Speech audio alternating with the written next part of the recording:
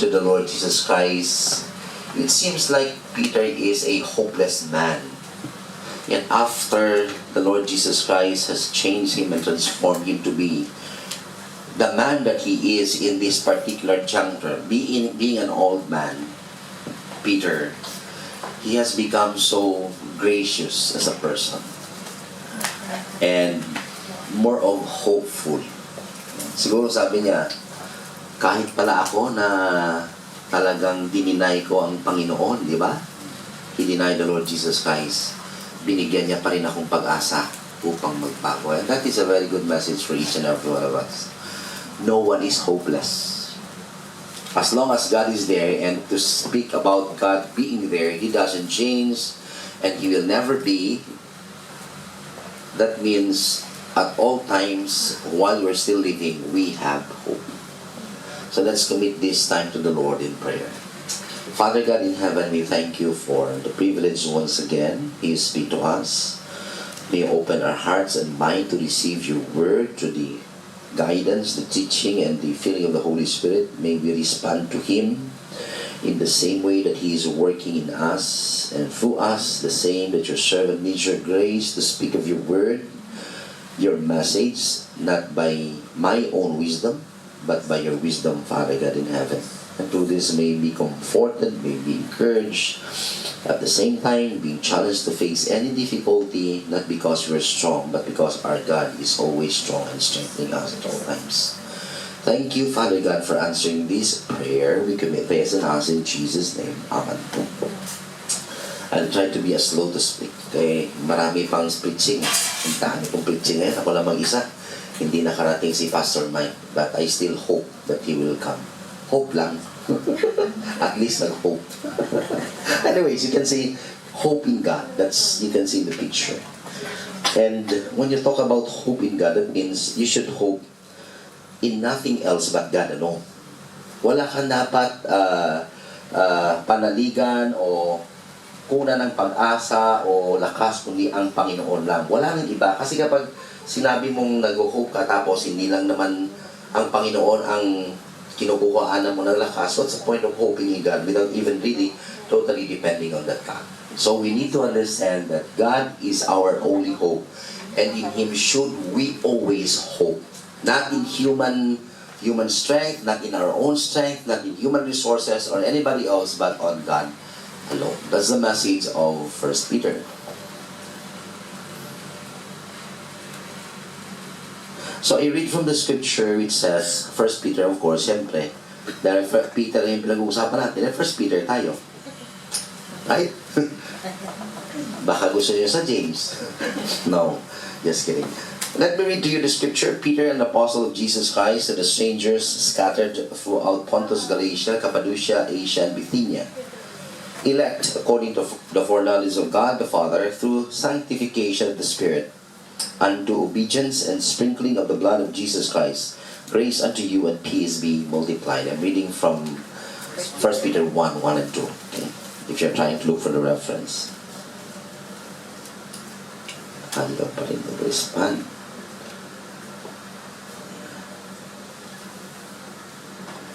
Okay.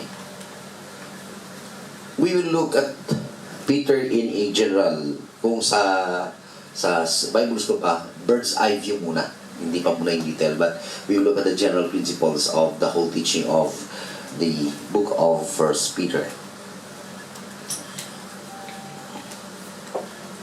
What are you?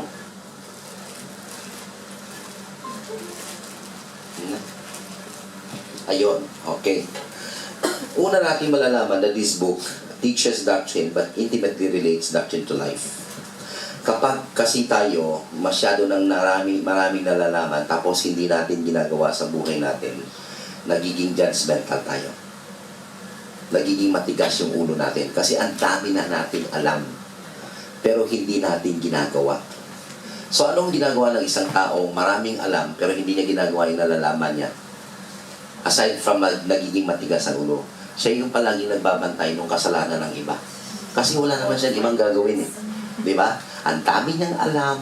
Kala niya, tama yung alam niya at tama yung mga aaralan niya, pero hindi niya ginagawa, so anong gagawin niya? Kapag may nakita siyang kasalanan o konting kasawayan sa isang tao, sa isang simbahan, siya yung unang magsasalita. Kasi feeling niya, magaling siya. Yun yung problema ng isang taong masyadong maraming nalalaman. So kung masyadong maraming nalalaman, gawin mo para hindi ka maging judgmental. Okay? And then, tandaan natin that theory precedes practice and doctrine precedes application. Kung anong nalalaman mo, dapat gawin mo. Diba? Kung ano ang itinuro sa iyo, dapat i-apply mo. Kapag hindi mo alam i-apply yon, walang mangyayari sa buhay mo. What's the point of knowing something na hindi mo naman gagawin? The third thing is, practically minded Christians should not disparage doctrine or theory, for what we believe as Christians affects how we live. Kung ano ang paniniwala mo sa Diyos, yun yung magiging epekto sa iyo. Kung ano ang pagkakaunawa mo, yun yung magiging epekto. For example, kapag ang pagkakaunawa mo sa Diyos ay provider, ang palagi mo lang paningin sa Diyos, provider. Kapag hindi ka na-providean, kahit ipinapakita pa ng Panginoon sa iyo na gracious siya, siya yung nagsusustain sa iyo kahit naghihirap ka, dahil ang pagkakilala mo lang sa Panginoon ay provider, magtatampo ka. Oh, may member kami, patay na siya. Okay. Paunahan ko lang, at least hindi niya ako maririnig. Patay na siya. Yung alam niya lang about God is, kapag na-providean siya, yun lang yung tinetestimony niya. Kapag hindi, pag iba, kapag may problema siya, wala siyang ibang alam sa Diyos.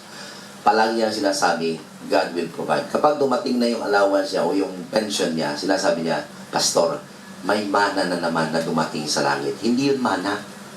No? Pension mo yun eh. Paano magiging mana? Kasi yung mana, by faith yun. Binigay ng Panginoon. Maniniwala ka na ang Panginoon mag-provide kahit wala kang resources. Ikaw, alam mo may pension ka.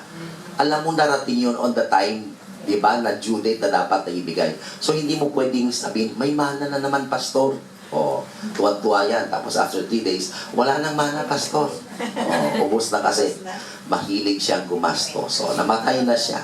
O, kasi alam niya lang sa Panginoon, provider. Anyways, bahala na siya sa buhay niya, kung gano'n yung paningin niya. Pero kung anong paniniwala mo sa Panginoon, anong pagkakakilala mo sa Panginoon, it affects how you behave. Yeah. I preached at the Kese conference, and it's very difficult for the millennials to understand what is awe. When I say about awe of God, kasi wala na silang awe sa Panginoon. Ang awe nila nasa cellphone. Di ba? Ang awe nila, yung selfie, yung awe nila, yung mga magagandang lugar, pupuntahan nila, pagdating sa tuktok, magsi-selfie, bababa na. Yung gusto, hindi yung lugar yung pinuntahan actually, kundi sa pagdating nila doon, yung sila yung sarili pa nila. So they have their awe of self, they have their awe of their own gadgets, but basically they don't have any awe of God. Kaya maraming Christian na lumalaki, tumutubo, nagtatagal sa church, hindi tumutubo. They're not growing. Kasi yung awe nila nasa sarili nila. Once you remove your awe from God, you have a difficulty in understanding this God, and you will have difficulty in worshiping this God. And when you fail to worship God, you will have difficulty also in growing in your relationship with God. It all starts with how you understand God. That's why ang Panginoon, kung titingnan ko rin nyo sa history ng Bible, palagi niyang ini-introduce yung sarili niya. Depende sa kung sino yung kausap niya. Kung inyong ma-notice, iba yung pagpapakilala niya kay Abraham, iba yung pagpapakilala niya kay Jacob, right? Iba yung pagpapakilala niya kay Moses. Ang unang pagpapakilala niya kay Abraham is He is God Almighty. Pinili niya si Abraham bilang maging forefather ng kanyang chosen nation. Pagdating niya kay Jacob muna. Jacob, huwag kang magmadali. Si Jacob muna. Pagdating kay Jacob, ang paningin niya sa Diyos, God is always present. Pero ang tinawag niya doon sa place na kung saan ay na-realize na God will always be present is Bethel. House of God. Yun yung tawag niya sa place. And of course, pagdating kay Moses, iba na, I am. Sino yung ipapakilala ko? I am. So, depende sa person kung paano siya gagamitin ng Panginoon. But eventually, sa ating panahon, we have known all these names. Ibig sabihin, mas dapat kilala natin ang Diyos in comparison kay Abraham, kay Jacob, at saka kay Moses. And since we know a lot about the names of God, why is it that many of us are not godly in the way we live? Na supposed to be, the more we know about God, the more we understand God, the more it affects our lives. For the very reason that we have no awe of this God. Hindi natin nararamdaman yung pagkamangha, no? Yung pagkamangha ng sanlibutan ito ay nasa pera, yun, manghang-mangha tayo kapag maraming pera. Oh. Ang God ng mundong ito is nasa power. Diba? Manghang-mangha tayo kapag mayroong mga malalaking tao na dumating sa lugar natin, papicture tayo, picture dito, picture doon. Ha? Kahit mamatay-matay ka na, kahit mawala na yung karangalan mo at dignidad, diba? Sumisigaw para lang makapapicture. Nandun yung mangha natin. Pero never have I seen a person who is really in awe of his God at all times. Na parang mamatay-matay siya sa kanyang Diyos. Oh. Merong mga kabataan ngayon na kapag na-inlove, parang mamamatay sa mga boyfriend at girlfriend. Maraming cases doon sa pinanggalingan ko na isang school na maraming nagsisuicide. Ang reason, na-depressed. Bakit na-depressed? Nag-break sila ng kanyang boyfriend. Lalaki rin siya. Mga ganon na mga cases. Because we have lost that awe, we become desperate. People are depressed. And since we are depressed and desperate, what we do is, we take life lightly. Hindi na natin nakikita yung sacredness of life na tinatawag. So we really have to go back to God. Really have to understand who He is. What is my relationship with this God? And once you understand the relationship, once again, you will find what is the true meaning of life. Kasi makikita na natin yung totoong kahulugan ng ating buhay sa Diyos. Bakit? Kasi Diyos ang gumawa sa atin. So siya lang ang nakakaunawa ng reason bakit kanya ginawa. Our fault is this, we find the true meaning of life from any other things, kagaya ng minention ko kanina. Hindi natin makikita doon kasi sa Diyos lang natin makikita yung true meaning of life. So kung gusto mo malaman ang purpose kung bakit nandito ka, ang dapat mong tanungin yung gumawa sa iyo. Diba?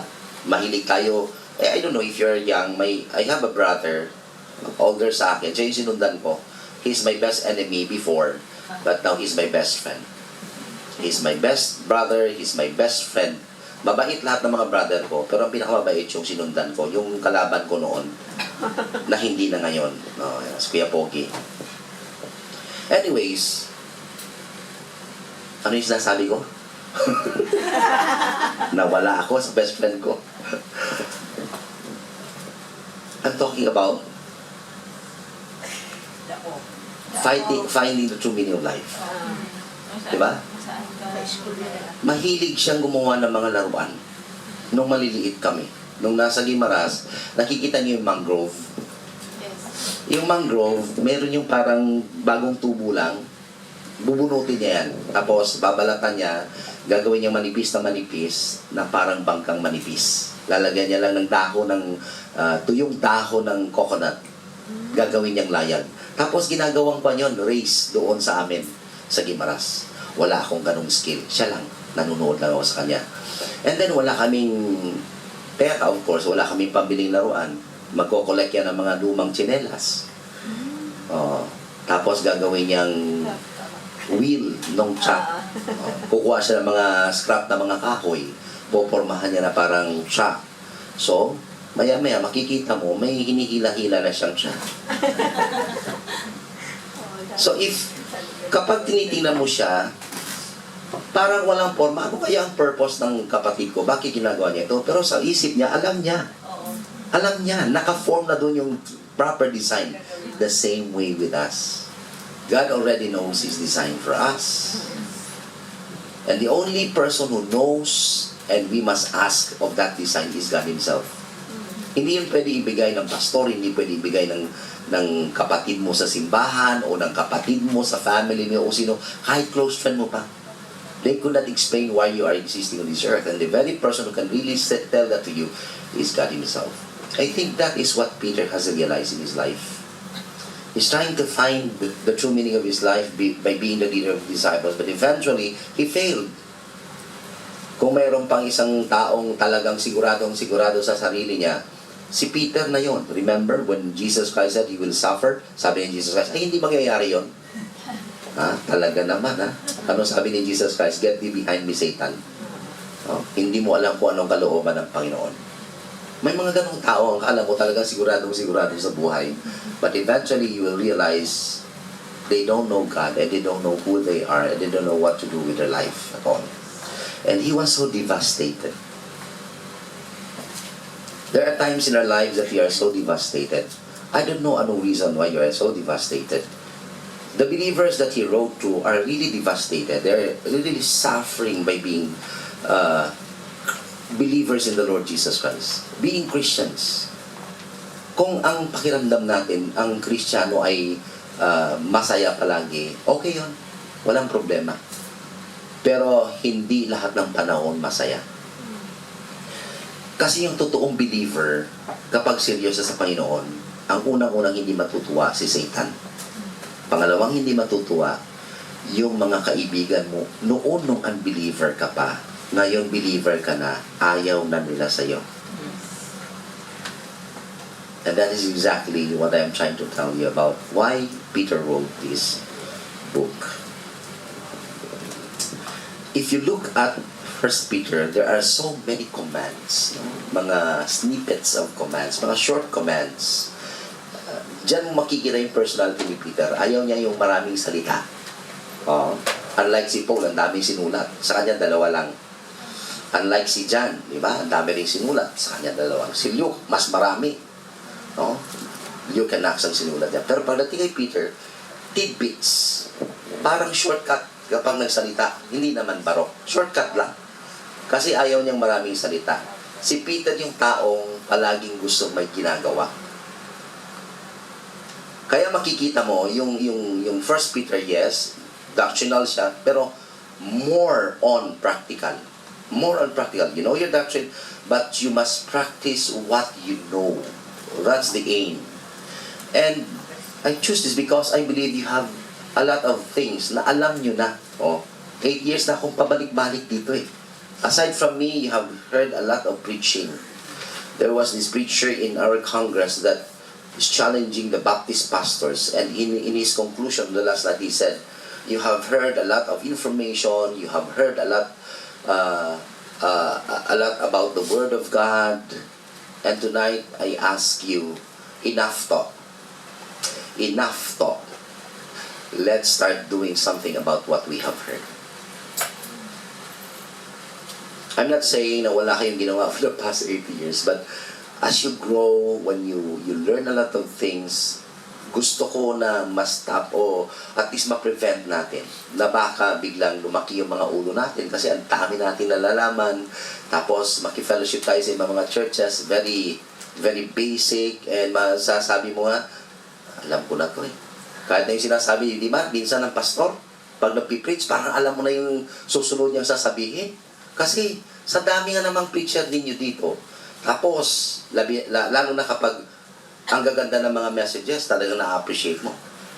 Lalo na kapag talagang, alam mo yung preacher nag-aral ng kanyang preaching. Parang busog na busog ka. Tapos, you go to other churches and say, alam mo na to. Biglang gano'n, no? So, we will avoid those kinds of attitude. That's the book of Peter. So, as we look at this, hindi ko dinetail. Tingnan niyo yung mga commands. Geared up your minds for action. Short, no? There are more than 30 commands in the book of 1 Peter alone. Sober in spirit, fix your hope on grace, do not be conformed to former lusts, be holy, conduct yourselves in fear, fervently love one another from the heart, long for the pure milk of the word, submit yourselves to every human institution, honor all men, love the brotherhood, fear God, Honor the king. Servants, be submissive to your masters. Wives, be submissive to your own husbands. Husbands, live with your wives in an understanding way. Let all be harmonious.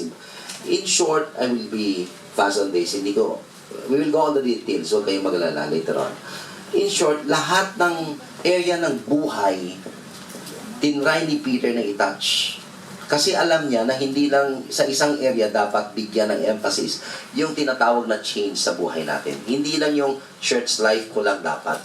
Kasi sa church, nag-read Bible kami, nag-pray kami, we sing religious songs. Doon holy ako. But when I go home, Peter, please don't touch that. Okay na ako sa church. But when I go home, when I work, wag mo akong pakialaman, Diyos. Buhay ko to. Yan. So Peter said, no, it's not just about in the church or you are in the group of fellow believers. Wherever you go, how you deal with the government, how do you deal with pagan friends, how do you deal with a pagan husband, unbelieving husband. Pagan ang ginamit. Kasi in context ng ginagamit ko ng word, ha? How do you deal with pagan families, co-workers, lahat yun, dinilyo ni Peter. So, hindi lang about your life in the church ang dapat i-deal, kundi pati yung buhay mo, saan ka man pumunta, sino man ang kausap mo, walang pipiliin. Dapat ipakita mo na palagi anak ka ng Diyos. Amen. At iba ka. Iba yung anak ka ng Diyos. Anak ka ng Diyos. Pero ikaw yung unang-unang gumawa ng hindi tama. Ayun, hindi yun anak ng Diyos. Diba? Ikaw pa yung unang nagyayaya na gumawa ng alam mong hindi tama. Ikaw pa yung, simba tayo. Paminsan-minsan na naman to eh. Chinese New Year naman yun eh. Kaysa doon tayo umupo, nakakaantok yung message ni Pastor, doon tayo sa park. Marami kang makikita ron, kain-kain tayo, party-party. We should be different. That's the main theme. That's the main focus of the Apostle Peter. 35. Sabi ko na nga ba 35. Gusto nyo? Gusto nyo ilista lahat yan? Tapos ilagay nyo sa wall ninyo? Dito pa lang sa 1 Peter, nako. Sawang-sawa na kayo sa commandment. Ayan, dami palang commandment. Diba? Okay. Pero kung gusto nyo i-summarize, dalawa lang. Ano yung summary ng lahat ng 35 commandments ni Peter? Sabi ni Jesus Christ, love the Lord your God with all your heart, with all your soul, with all your mind, and with all your strength. And the second is like the first. Love your neighbor as yourself. Kung magawa mo yan, nagawa mo yung buong commandment. So huwag kang mag-worry. Ang dami namang commandment yan, Pastor. Mahalin mo lang ang Diyos ng buong puso mo. Lakas, isip. Ano pa? Soul, ng buong mong kaluluwa. Okay na ang relationship mo sa Panginoon. And then, mas shorter na yung second commandment eh. Mahalin mo lang yung neighbor mo. Kagaya ng pagmamahal mo sa sarili mo. Ang sanlibutan, palagi lang sinasabi sa sarili nila, mahalin mo muna yung sarili mo. Hello? Hindi mo dapat mahalin ang sarili mo. Bakit? Hindi mo na kasi dapat turuan na mahalin mo yung sarili mo. Kasi mahal mo na talaga yung sarili mo. Di ba? Walang tao na dapat turuan na mahalin nila yung sarili nila. Kasi kahit hindi ka turuan, maliit ka pa, alam mo mahal mo yung sarili mo. Paano ko nalaman na mahal mo yung sarili mo? When you are being hurt, you protect yourself. Diba? Sino sa inyo na pag nasaktan mo pa ako, talagang hindi mo mahal yung sarili mo. May nakita na kayong tao na kapag sinasaktan, sige pa, saktan mo pa ako. Kung yan ang kaligayahan mo, ganon. Hindi. Kapag nasaktan tayo, maliit tayo, lumalaban tayo. Because we're trying to protect ourselves. Nung maliit tayo, we're so selfish. Lahat ng gusto natin, lahat ng mga bagay gusto natin, mapasa atin. We want our own ways. Tingnan nyo si Z. She's trying to find her ways. Talagang dumating ako. I don't like Uncle Lamham. Why? Because he's teasing me. Kasi yung last na nagkita kami doon sa Manila, talagang pagkarating-rating ko lang talagang kasi naka frown mood. No? Hindi maganda yung mood niya. Eh ako kapag may nakita hindi magandang mood, ako yung maganda ang mood. Oh, namang asar. Eh, inasar-asar ko. I don't like you. I don't like you also. Don't talk to me. Oh, don't talk to me also. I'm angry at you. I'm angry at you also. Lahat ng sinasabi niya, inuulit ko lang. At saka yung gesture niya, ginagaya ko, nainis. Hanggang umuwi. Hanggang bumalik dito. Kaya nung dumating dumating hapon, nakarang araw, sabi niya, I don't like ang galamam. Yung last niyang memory, yung gano'n, I teased her. Sabi ko kay Jan, akong bala dyan. Akong bala dyan. Mawawala yung inis niya sa akin. Eh siyempre, tatay siya, tatay ako, alam ko yung gagawin ko, yung nauna kaya yung anak ko sa kanyang pinanganak. That's my experience. Eh, una kaya naghindi yung anak ko sa akin. Ayaw ng anak ko, tinutokso ko siya ngayon. Ayaw niya na. Nag-iba na yung anak ko. Talagang dalaga na siya.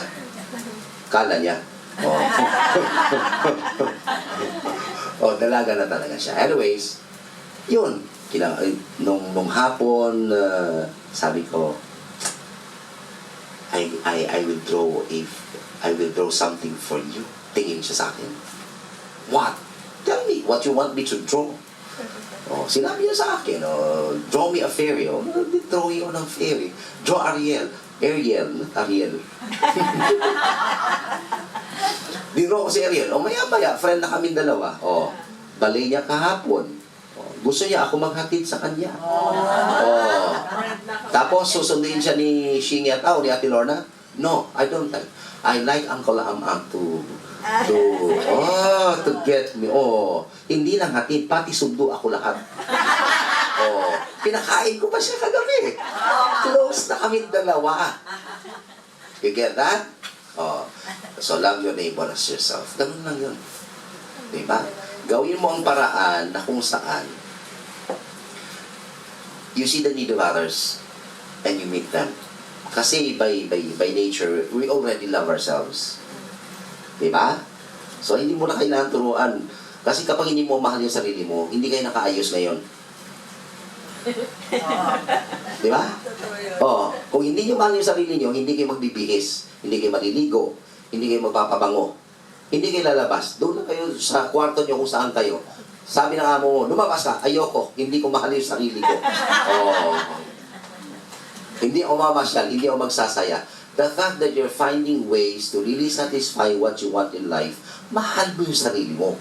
Kaya sabi ni Jesus Christ, love your neighbor as yourself. Because by nature, we are really selfish. So yun lang yun. If you want to fulfill all the 35 commandments, just do the two things. Love God, love your neighbor as yourself. And that's enough. You already fulfilled it. Yung iba masyadong pupunta sa details. Lalo na kapag fundamental. Magsimba ka, nakapagda ka. Those are the details. Preference yun. Preference yun. Like, our songs, it's our preference. The methods that we worship. Preference yun. Preference ng iba, yung mga loud songs, tayo hymn talaga. Kasi yun yung tinuro ng mga missionary, mga American sa atin. Pero kung iba yung mga missionary na pumunta sa atin, let's say mga Hillsong, Hillsong din tayo. Maingay din tayo. Kaya lang yung mga missionary natin, mga mababait, mga tahimik, yung alam lang nilang upuan sa simbahan, ang pew. Kapag hindi na pew, hindi na simba. You get that, church members? Kung nakikinig man kayo at malalive ito, kayo yun, sinasabi ko. Wala nang iba. Pinagkakandaan nyo na yung pew, akala nyo yung pew yung way of worshiping God. No, it's not. Because if you stand at the throne room of God, there's no pew there. Kapag actually nandun kayo sa throne room ng Panginoon, I just speak about this. I tell you, the vision that was given to Isaiah and John, the only sound that you will hear in the throne room of God is the sound of worship that says, Holy, holy, holy is the Lord God Almighty. Forever the seraphs will mention that. No? Hindi sila magsasawa, ulit-ulit lang sasabihin niya, imagine forever, yun lang ang ginagawa mo. But that is the assigned task for the seraphs, the seraphims. Holy, holy, holy is the Lord God Almighty. Sa New Testament, sa vision ni John, may dagdag, who was, who is, and who is to come. Sa Revelation, yun yung nangyayari sa throne room ng Panginoon. Luluhod yung 24 elders, meaning, it's all about worshiping God. It's all about the holiness of God. It's all about our awe of this God. I know that there will be music in heaven. Hindi ko naman sinabing walang music sa heaven. Pero sa throne room mismo, it's all about the holiness of God. It compasses all our sinfulness, our limitation, our frailties. Why? Because God is just so holy. At wala ka nang ibang makikita kundi ang holiness ng Diyos. At wala ka nang ibang gagawin kundi lumuhod at magsimba sa Kanya. I don't know how you do that. Sabi ng kanta, tatayo lang ba ako? Hindi ako kilos? Magiging speechless ba ako? Tatalon-talon ba ako sa tuwa? Hindi ko alam. Pero ako kapag na-overwhelm ako, kanta man siya, movie man siya, o message man siya coming from the Word of God, tumutulo ang luha ko. I cry. Tumingin lang ako ng mga audition sa mga X Factor, yung mga Got Talent. Kapag maganda talaga, sumasama ako, umiiyak. Kapag may nakikita ako mga nag-struggle throughout their life and they became victorious and successful in life, umiiyak ako. Kapag nagagandahan ako sa isang song, tumutulo ang luha ko. Napakababaw ng aking luha.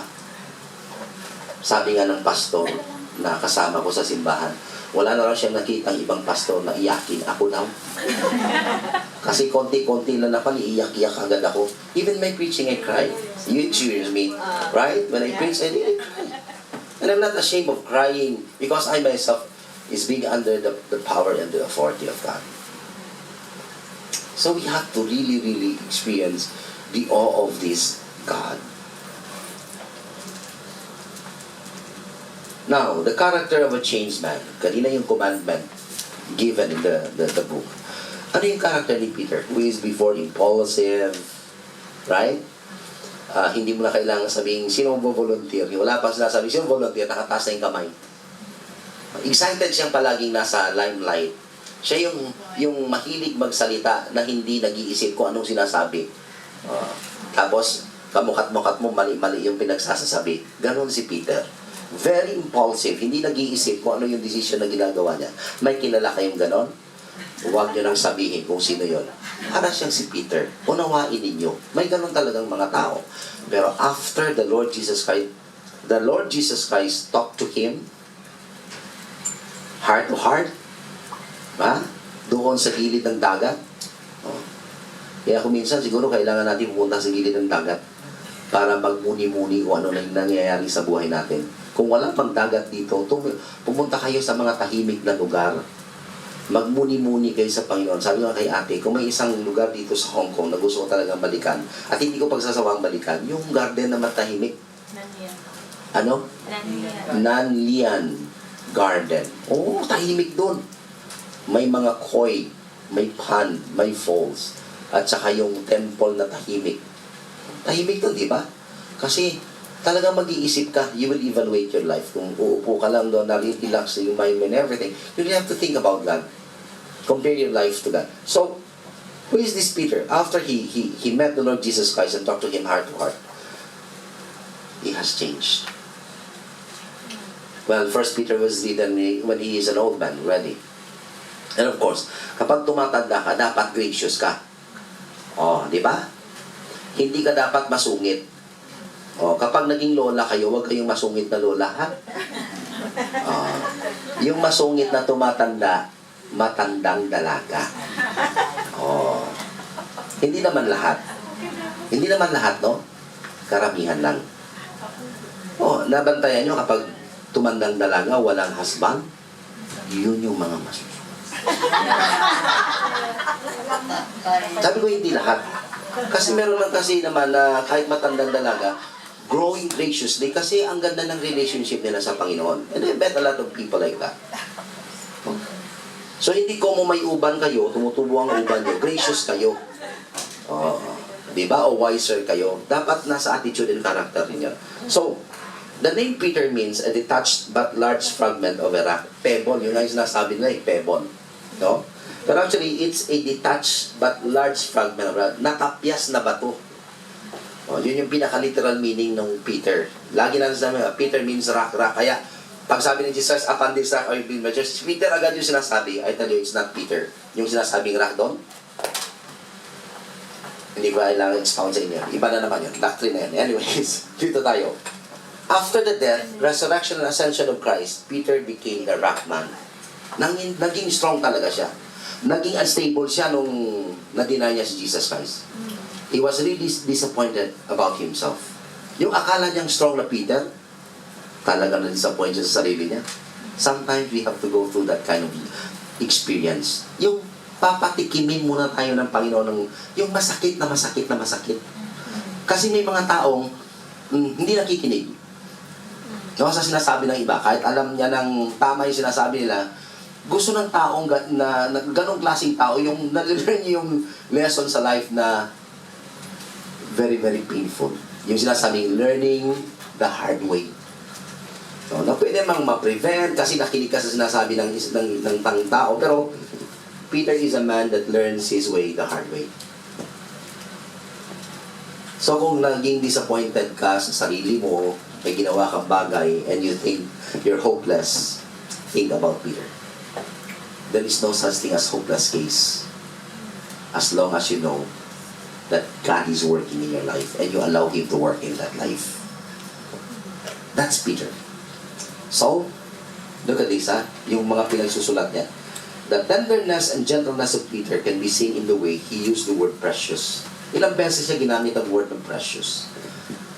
Hindi my precious, Kundi sabi niya, the proof of your faith being much more precious than gold, the precious blood of the Lamb, precious cornerstone, that is the Lord Jesus Christ, of course. The precious value is in you who believe.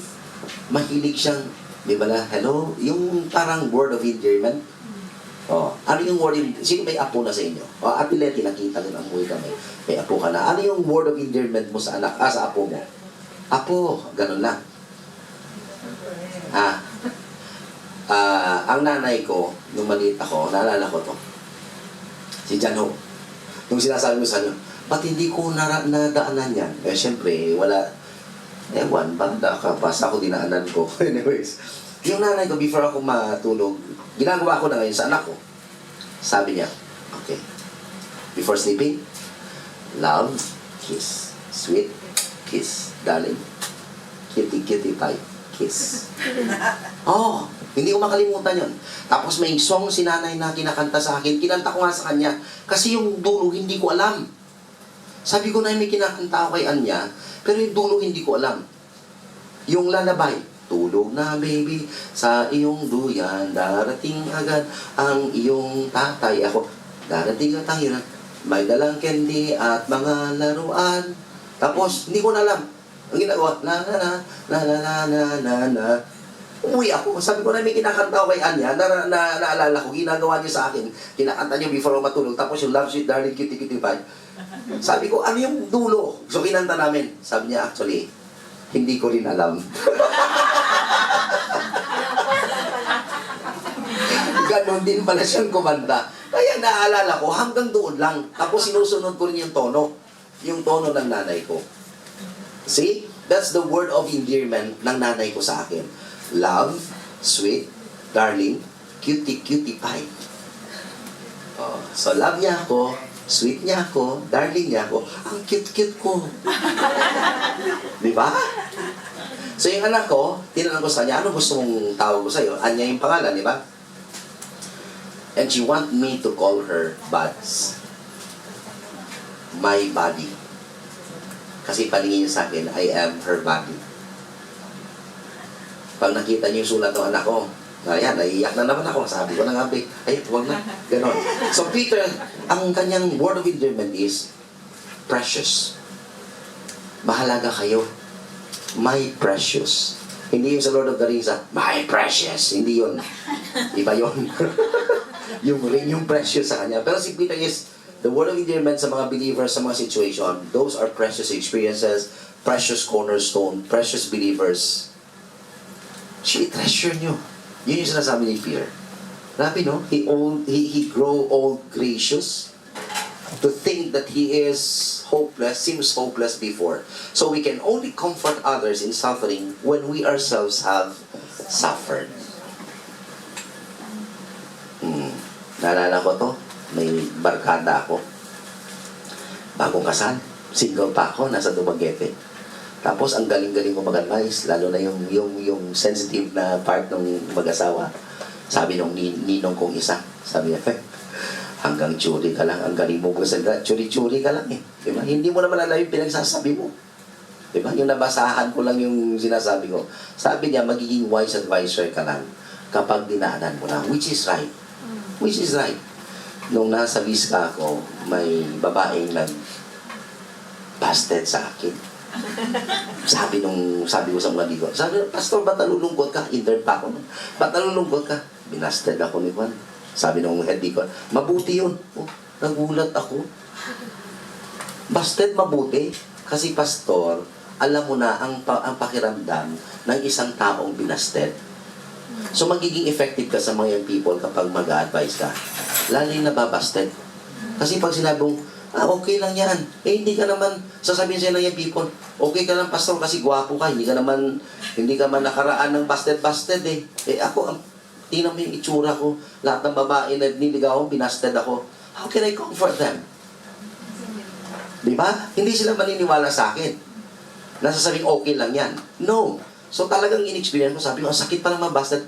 Mabuti yan, pastor. Sabi ng deacon ko. Ngayon, alam mo na ang sasabihin mo sa mga young people na nabusted. See, we can only comfort others in suffering when we ourselves have suffered.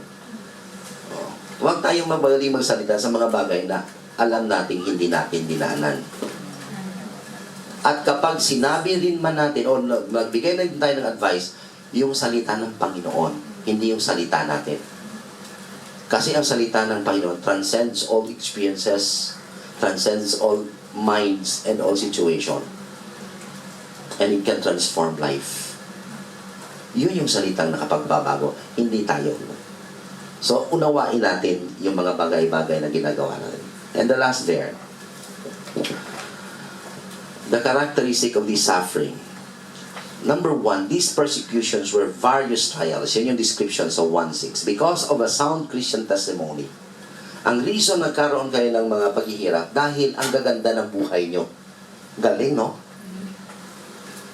May iba naghihirap dahil alam nila na may kasalanan sila sa Panginoon. Alam nilang hindi sila sumusunod sa kalooban ng Panginoon. That's why naghihirap sila. Pero sa Peter, sa mga sinulatan ni Peter, sabi niya, you are going through many trials because you are living right. Pwede pala yun, Pastor. Sumusunod naman ako sa Panginoon, magsasuffer pa rin ako. Yes. Kaya nga sabi ko sa inyo, hindi madali ang Christian life. Kung talagang susunod ka sa kalooban ng Panginoon, masaya, fulfilling, never-ending ang provision ng Panginoon, pero hindi nawawala yung sakit. Talagang merong pain. Why? Because we grow through pain. Kasi kapag walang pain, hindi tayo lalago.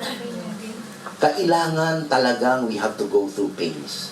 Yun yung pamamaraan ng Panginoon para manatili tayong mapagpakumbaba at marunong tayong tumulong sa iba na dumadaan ng kaparehong paghihirap na dinadaanan natin. Imagine if you have never struggled in your life. Saan ka ngayon? Imagine if you have never had any problem in life. Tingnan nyo yung younger years natin. Nung nag-aaral lang tayo, elementary, high school, hirap na hirap tayong pumunta sa school.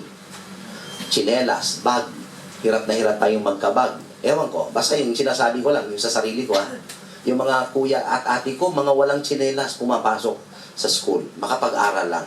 Malayo naglalakad. Ako, naranasan ko, talagang yung bag ko, yung ritaso na tinahian ng nanay, kasi walang pambili. Ritaso, kasi sastre yung nanay ko, di ba?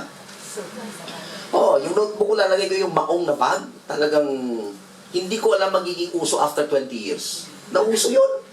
Pero ako yung unang nagbag nun. Sabi ko, kung pinapatent pala ni nanay ito, mayaman na kami. Maong bags.